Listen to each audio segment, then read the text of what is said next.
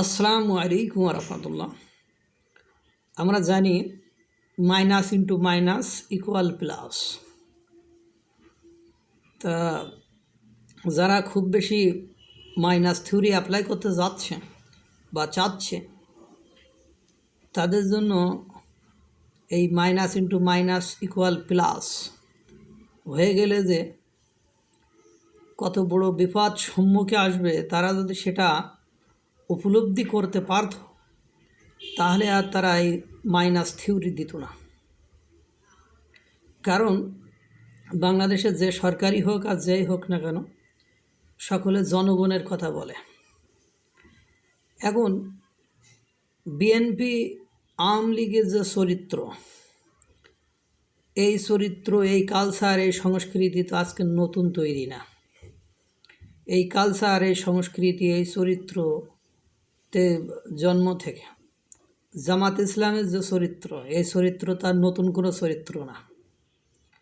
তারা সুযোগ পাইলেই তাদের দলীয় যে ইশতেহার, তাদের দলীয় যে কালচার, তাদের দলীয় যে আইডেন্টিটি, তাদের দলীয় যে এজেন্ডা, সেটাই তো বাস্তবায়ন করতে চাইবে, এটাই স্বাভাবিক। এখন ঘটনা হলো, এই নতুন করে ছাত্র উপদেষ্টারা বা ছাত্র সমন্বয়করা এসে যখন নিরপেক্ষতার কথা বললেন, যে বিএনপির মহাসচিব মির্জা ফখরুল ইসলাম আলমগীর যখন নিরপেক্ষতার কথা বললেন, তখন তারা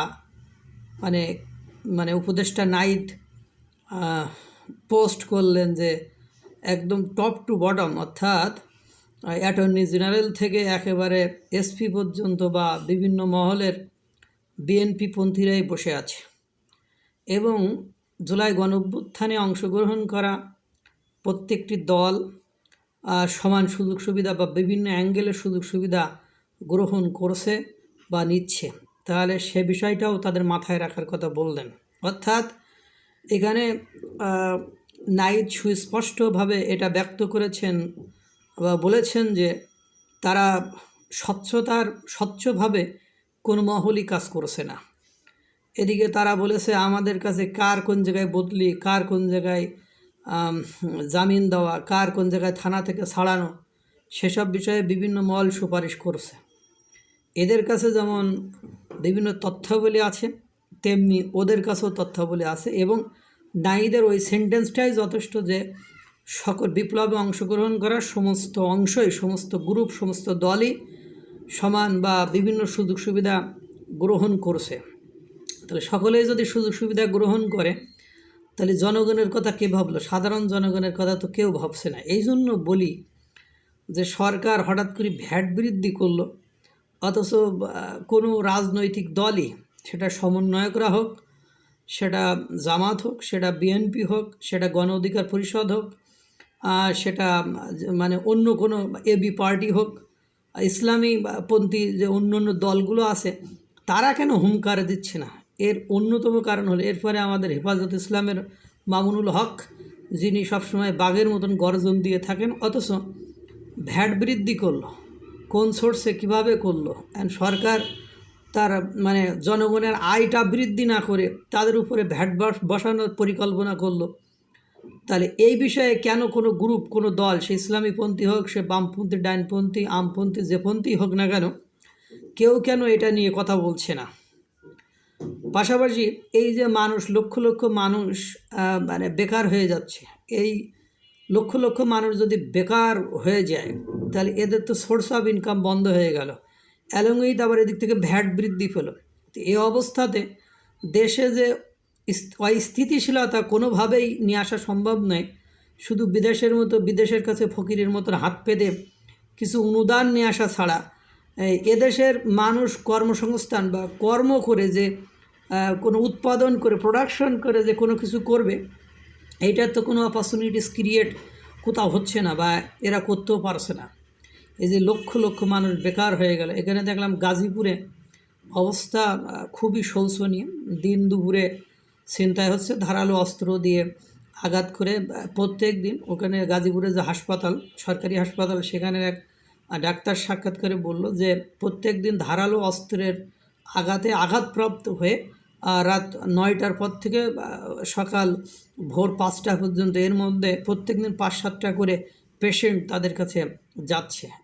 তো দেশের এই পরিবেশ পরিস্থিতি, সেদিন কিছুদিন আগে একজন ব্যবসায়ী বলল যে আলু পটলের দামের চেয়ে, সবজির দামের চেয়ে এখন গাজীপুরে মেয়েদের দাম নাকি অনেক সস্তা হয়ে গেছে।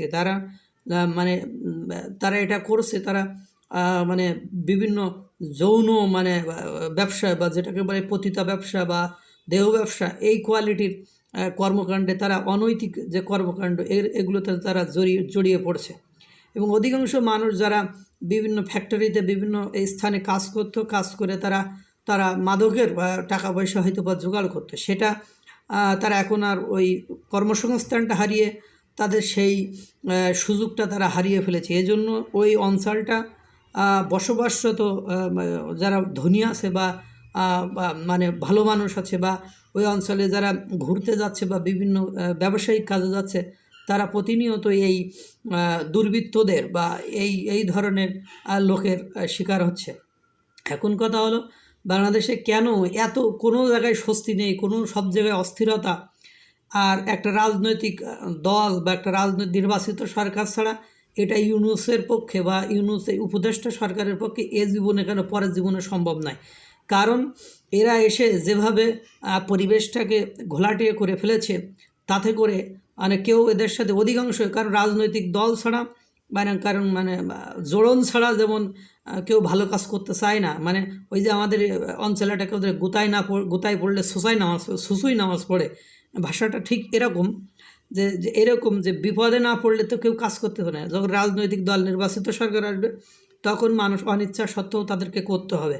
অর্থাৎ তারা রাজনৈতিকভাবে তাদের একটা পাওয়ার আছে, প্রশাসনিক পাওয়ার আছে, তাদের অ্যাবিলিটি আছে এটাকে হ্যান্ডেল করার। কিন্তু যে উপদেষ্টারা বসে আছে, যারা বসে আছে, যারা আছে তাদের এক্সপিরিয়েন্স নেই, জিরো ব্যালেন্স। এরপরে এই ইয়াংদের পেছন থেকে সাপোর্ট করবে, সেই সাপোর্ট যারা করবে সেই ছাত্রছাত্রীরা তো কোনো না কোনোভাবে, কেউ ছাত্র শিবির করে, কেউ ছাত্রলীগ করে, কেউ ছাত্র দল করে, কেউ ছাত্র অধিকার পরিষদ করে। সুতরাং ওদের পেছনে তো কেউ নেই। সুতরাং এসব মাইনাস থিওরি দেওয়া মানে হলো দেশের একটা অস্বস্তিকর পরিবেশ পরিস্থিতি সৃষ্টি করা এবং থার্ড পার্টির এর ভেতরে ইনক্লুড করা, অর্থাৎ বিশ্বের অন্য কোনো দেশের এর ভেতরে ইনক্লুড করার বা এর ভেতরে একটা হস্তক্ষেপ করার একটা অপরচুনিটিস ক্রিয়েট করা ছাড়া আর কিছুই নাই। কারণ মাইনাস থিওরি দিয়ে বিএনপি আওয়ামী লীগকে এখন বিএনপি যদি আওয়ামী লীগের বলে ভাই তোরা আয় আমাদের সাথে কাজ কর, তা আপনারা সাস্টেইন করতে পারবেন? কারণ বিএনপি আর আওয়ামী লীগের মিলে প্রায় 75% পিপল বিএনপি আর আওয়ামী লীগের পক্ষে। আপনারা যারা ছাত্র তাদের ডাকে এখন 100-200 লোকও হয় না। যদি কোনো রাজনৈতিক দলের আপনাদের পক্ষ অবলম্বন করে লোক না পাঠায় তাহলে হবে না। সুতরাং এসব মাইনাস থিওরি, মাইনাস পলিসি, তারপরে এসব জিয়াবাদ মুজিববাদ বাদ দেওয়ার থিঙ্কিং অ্যান্ড থটটা আপনাদের সহ জনগণকে বিপদগ্রস্ত করবে। কারণ আপনারা হয়তো বা আবেগে আপ্লুত হয়ে ক্ষমতার লোভে বা অর্থের লোভে আপনারা হয়তো বা ভুলে গিয়েছেন minus into minus equal plus, অর্থাৎ minus Awami League minus BNP minus হলে 2 মাইনাস একত্রিত হলে প্লাস হয়ে যাবে। আর ওই প্লাসের মানে আপনারা ক্ষমতা বা প্লাসের শক্তিকে দমন করার মতো হয়তো বা কি ইউনূসের এ জীবনে কেন পরের জীবনেও ক্ষমতা হইব না। আল্লাহ তাআলা সকলকে ভালো রাখুক, সুস্থ রাখুক। আসসালামু আলাইকুম ওয়া রাহমাতুল্লাহ।